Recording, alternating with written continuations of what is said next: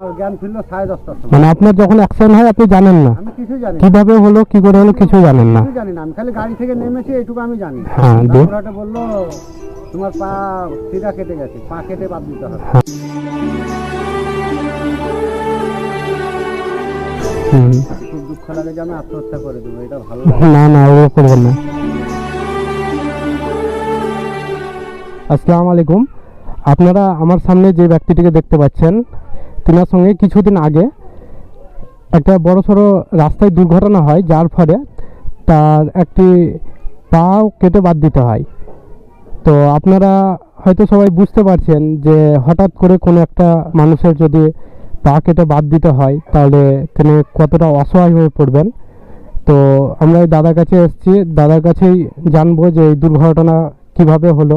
দাদা আসসালামু আলাইকুম। আসসালামু আলাইকুম। ওয়ালাইকুম আসসালাম। আপনার নাম? নাম আইনাল শেখ, হ্যাঁ থানা বাইকোট, হ্যাঁ জেলা বীরভূম। আমি টোটো চালিয়ে খাই, খুব গরিব লোক। হ্যাঁ তো সকাল 27 রাত ছিল সেদিন, সকাল 6টার সময় মিত্রপুরে 4টা প্যাসেঞ্জার পেলাম জঙ্গিপুর।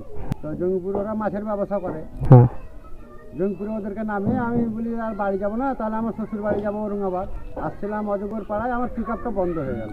তো সাইড করে মানে রোড থেকে সাইডে আমি পিক আপটা জয়েন করছিলাম পেছন থেকে আর কি।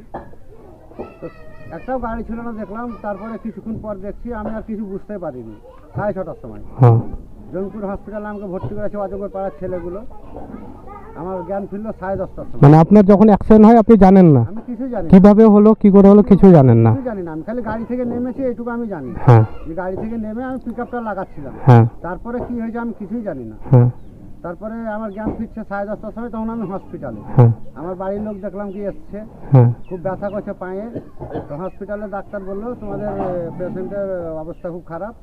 তো ওরা সবাই হসপিটাল লোক বললো অজগর পাড়ার ক্লাবের ছেলেগুলো নিয়ে এসে ভর্তি করেছিল। হ্যাঁ তা ডাক্তার ওখান থেকে ট্রান্সফার করে দিল রামপুরহাট। আমাকে আমার বাড়ির লোক ট্রান্সফার করে রামপুরহাট নিয়ে গেল। রামপুরহাট নিয়ে যাওয়ার পর শফিউর রহমানের কাছে, শফিউর রহমান দেখা, রামপুরহাটে ট্রিটমেন্ট করলেন?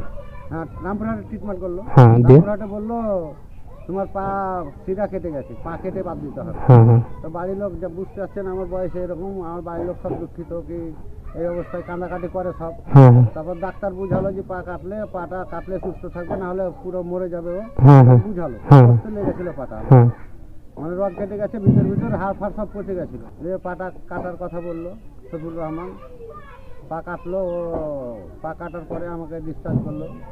আমি বাড়ি এলাম। আমি খুব গরিব লোক, আমার একটা ছেলে আছে 8 বছরকার, একটা মেয়ে আছে 13 বছর বয়স, হ্যাঁ বৃদ্ধ মা। আমার কাছে খেত, আমি সংসার চালাতাম টোটো চালিয়ে। 200-300 টাকা ইনকাম হতো, আমার সংসারটা চলতো। আমার স্ত্রীও সেরকম না পারো, হ্যাঁ। থাই রোগে ভুগছে, ধরেন আমার অসুখ আছে। মানে এখন আপনার সংসার চালার মতো আর কেউ নাই? আমার হ্যাঁ স্ত্রীর মানে মাসে ওকে 1000 টাকা করে ওষুধ লাগে আমার। ওষুধ লাগে। হ্যাঁ তখন সংসার চালার মতো আমার সংসারে কেউ নেই। হ্যাঁ। আমার ছেলে তো ছোট। আপনার কটা ছেলে মেয়ে? আমার 3টা মেয়ে, 2টো মেয়ে, একটা ছেলে। হ্যাঁ। বড় মেয়ের বিয়ে দিয়েছি, হ্যাঁ ছোট মেয়েটা ছোট 13 হ্যাঁ। বছর, ছেলেটা হচ্ছে 8 বছরকার। বাচ্চা ছেলে। তো মা বয়স্ক, মাও মানে চলাফেরা সেরকম টুকটাক বাড়িতেই ধরেন করে, বাইরে যেতে পারে না। হ্যাঁ আর আমি সংসারটা চালাতাম। হ্যাঁ এখন এই অবস্থায় এখন আমার ছেলেও খাটতে পারবে না, মেয়েও খাটতে পারবে না। আমার 2 শতক জায়গা আছে। হ্যাঁ তো এবারে পাট দেখাবার জন্য জায়গাটাও যদি বিক্রি করে দিই তো কী করে করবো? আমি ধরেন ধার দেনা করে পাটা কোনো রকম কাটার এই লসটা করেছি, এই পয়সা কিছু ধার দেনা হয়ে আছে, হ্যাঁ হ্যাঁ সেটা দিতে পারিনি আমি। এখন হুম। আমাকে জায়গাটা না বিকলে আমার কোনো উপায় নাই, জায়গা আছে হ্যাঁ আর এমন কিছুই নেই। ছেলেও আমার সেই রকম, হ্যাঁ। খেটে আমাকে সংসার চালাতে হতো। দে- এরকম অবস্থা। এখন কোনো রকম চিন্তা ভাবনা যে সংসার কিভাবে চলবে বা কোনো কিছু? এখন আমার একটু অনুরোধ যে আপনারা একটু আমাকে গাড়ির ব্যবস্থা করে দেন আর পাটা দেন। হুম। আমি আশা তো করছি যে কিছু খাটতে না পারলেও কিছু একটা ব্যবসা করবো, ছোটোখাটো হ্যাঁ হ্যাঁ ব্যবসা করে খাবো। হ্যাঁ এরকম বয়সে তো আর ধরুন কি করা যায় না। এটাই আপনাদের কাছে অনুরোধ যে হ্যাঁ। আমাকে একটা পায়ের ব্যবস্থা করে দেন আপনারা, আর একটা গাড়ির ব্যবস্থা করে দেন, যেন গাড়ি। চলে একটু ই করতে পারি। না হয় একটু 2-5 টাকা করে 10 টাকা করে হুম। সাহায্য করবেন। তো আপনারা শুনলেন আমার দাদার কাছ থেকে কিভাবে ঘটনা ঘটেছে। এবার আপনারা বুঝতে পারছেন একটা মানুষের পা নাই মানে তার সাহায্য দেওয়ার মতো হয়তো কোনো কিছুই নাই। তো আমরা চাইবো যারা ভিডিওটা দেখছেন তারা 10, 20, 50, 100, 200 যেরকমভাবে পারবেন, এই স্ক্রিনে ফোনপে নাম্বার উঠছে, ফোনপেতে সাহায্য করবেন। আর যদি কেউ অর্থ কোনো রকমভাবে সাহায্য না করতে পারেন, তাদের কাছে একটা করজোড়ে নিবেদন যে তারা ভিডিওটা প্রচুর পরিমাণে শেয়ার করুন যাতে সহৃদয় ব্যক্তির কাছে যায়। এবার দাদার পাশে কিভাবে দাঁড়ানো যায়, যারা ভিডিওটা দেখছেন তারা কমেন্টে জানাবেন যে দাদার পাশে কি এমন করলে যেহেতু দাদা যাতে সংসার চলার মতো কোনো কাজ করতে পারে।